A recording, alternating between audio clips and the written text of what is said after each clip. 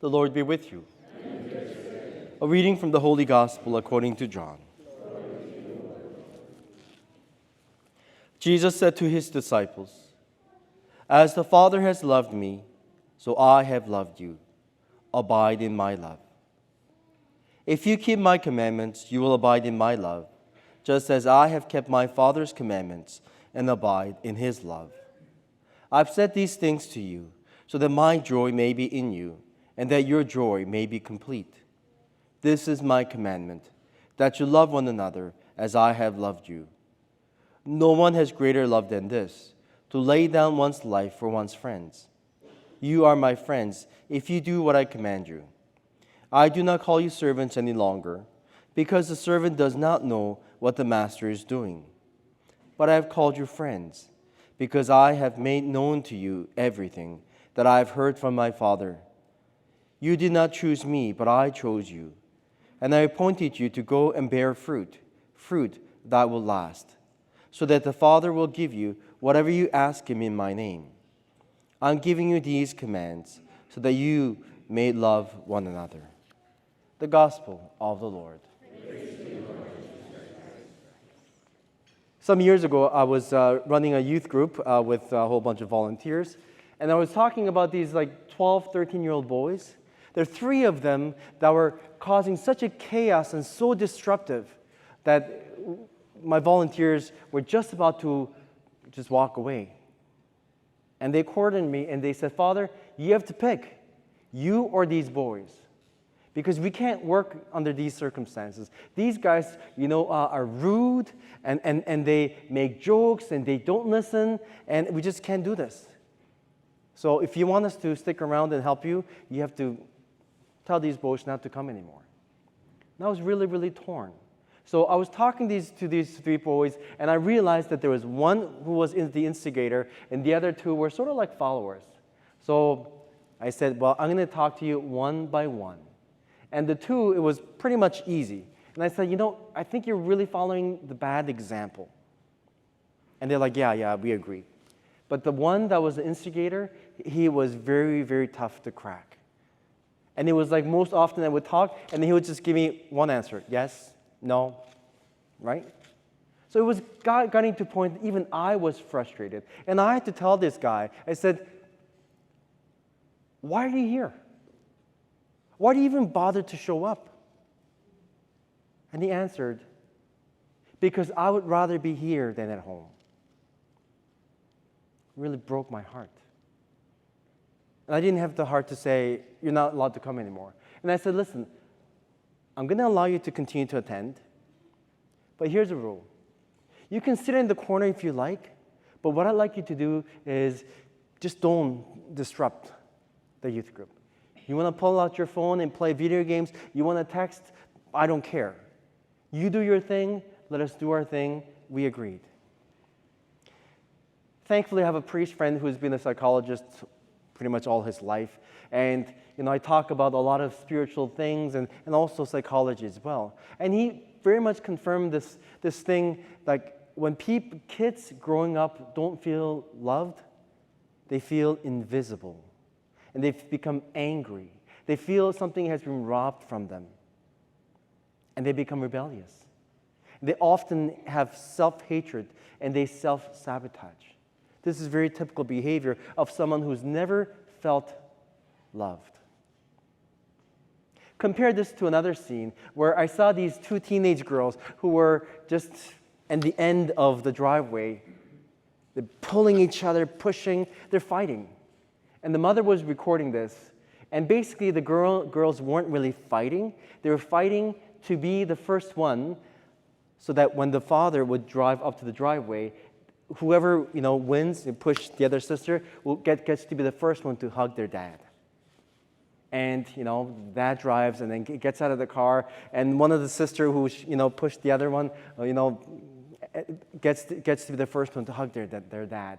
And then the wife who's been filming this says, "Honey, don't you feel so special?" He smiles. He goes, "Yeah." That's what happens when we are in love, when we feel loved. Now, it's been said, only the lovers sing. I've been told that there's a physiological change that takes place, chemistry. So what happens is that when you feel loved, when you feel happy and grateful, what happens? Your heart enlarges. There's more blood that flows there, and then more blood goes to your brain as well. So those who are happy tend to feel happy, and then they think happy thoughts. Lacking that, they learn to hate themselves, and they self-sabotage, they withdraw, they become lonely. That's what love does. That's what lack of love does. Years ago when I was in I think I was in high school, maybe I'm dating myself, that there was a movie featuring Tom Cruise called Jerry Maguire. And when he falls in love, what does he say? He says to his love interest, "You complete me." Isn't that true? We feel that way? When we are in love, when we feel loved, when we love, we feel our life is complete. And that's the kind of joy, feeling of being complete that Jesus is talking about. We can say that we can learn a lot of things from life experiences and wisdom of old, even our past failures. But one thing that I can assure you is when it comes to love, only God can show us what love is. Only God can teach us how to love. Only God can teach us how to forgive. When we come to the Eucharist, we come to receive Jesus who gives us of himself, his love, his sacrificial offering of his body and blood. That's what Eucharist is. But something that we also may not know is comparing this to also the Jewish tradition of getting married. I'm not sure if you realize, but in the olden days, daughters children were pretty much considered property of the father, right? So if a young man sees this beautiful woman and says, "I like to marry this girl," then what he had to do is he had to work up the courage and he had to go see her dad. So this man will bring his dad to meet this woman of his dream and her dad, and they will be making a business offer. So it'd be like, "What do you want for your daughter?" And then a father will say, "Well, I want 10 cows. Would you settle for maybe like 8 cows? No. She's my favorite daughter, and I'm not, like this price is firm. 10 and nothing less." Okay, fine. If he accepts the condition, what happens? He pours wine, and he drinks from the cup, and he offers it to the bride-to-be. If she accepts, she also takes the cup and she drinks. If she refuses, then she goes, "No, I don't like this man." And what this tells us is this one symbolism of giving one's promise, giving one's life. And that's what Jesus did. So as a young man who wants to marry this bride says, "I love you, and I give you my life. I give you my all." And she takes the cup, and she exactly does the same thing. "I, in turn, promise to give you everything. I promise to give you my life." And that's what the love of God does. That Jesus came to show us how much he loves us. And in fact, the Eucharist is also, you can say that in the book of Revelation, we're told that this is the wedding feast of the Lamb. This is the wedding feast that's going to take place. Why? Because God marries the church. God marries us.